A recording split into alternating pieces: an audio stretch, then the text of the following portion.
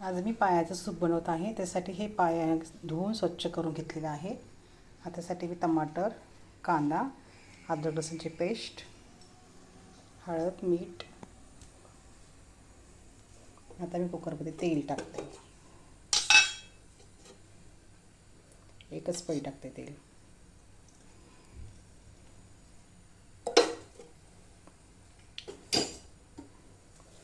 तेल टाकलं. आता टाकते त्याच्यामध्ये कांदा. कांदा तेलामध्ये चांगला फ्राय करून घ्यायचा.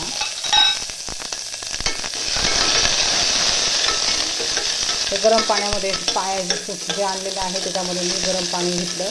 गरम पाण्यात धुवून स्वच्छ धुवून घेतले. काही जर बारीक बारीक पीस टाकलं असतात त्यामध्ये गरम पाण्यामध्ये ते मिळतात. थोडा वेळ ते ठेवून द्यायचे तसेच. आता टाकायचं टमाटर.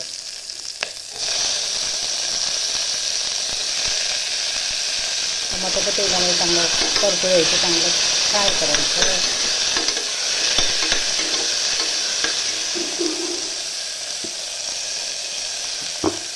टाकायचं हळद आणि मीठ. हळद, मीठ आणि अद्रक लसूणची पेस्ट.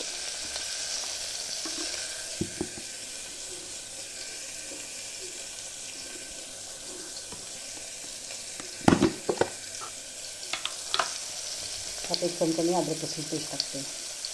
त्याच्यामुळे काय होतं, छान चव लागते. हे बघा, अद्रक लसूणची पेस्ट टाकली. तेलामध्ये चांगली फ्राय होत होते.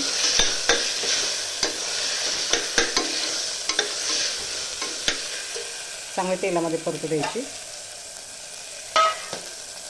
कांदा, टमाटर, हळद, मीठ, अद्रक लसूणची पेस्ट हे चांगलं मी मिक्सरमध्ये चांगलं परतून घेतलं.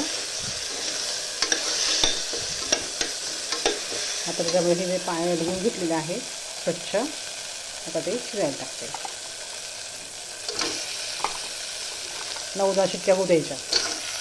चांगलं शिजलं की तेव्हा त्याची चांगली चव लागते.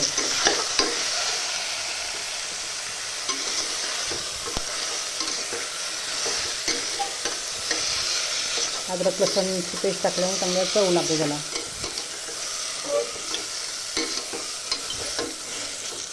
थोडंसं लाल तिखट बी टाकते, 1 चमचा.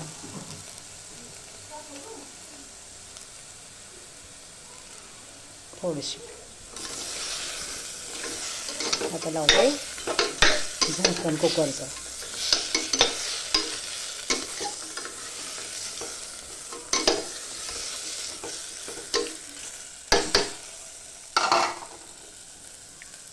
आता ते अद्रक लसूणची पेस्ट लावलेली आहे. त्याच्यामध्ये चांगलं मिक्स करून घेतलं, चांगलं फ्राय होऊ दिले. आता त्यामध्ये टाकते पाणी.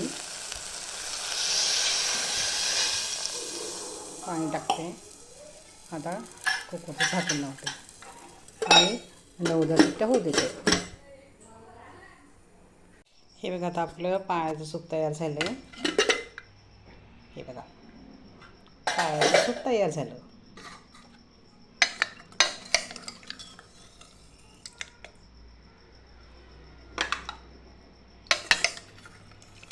त्याच्यामध्ये मी अद्रक, लसूण, टमाटर हे सगळं तेलामध्ये कांदा फ्राय करून घेतला.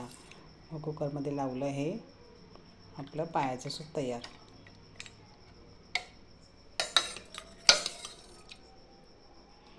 हे पेशंटसाठी चांगलं असतं. त्याच्यामध्ये कॅल्शियम खूप असतं.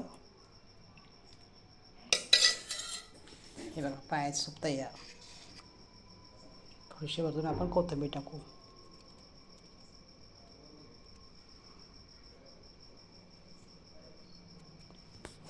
पायाचं सूप तयार. तुम्ही पण नक्की करून बघा.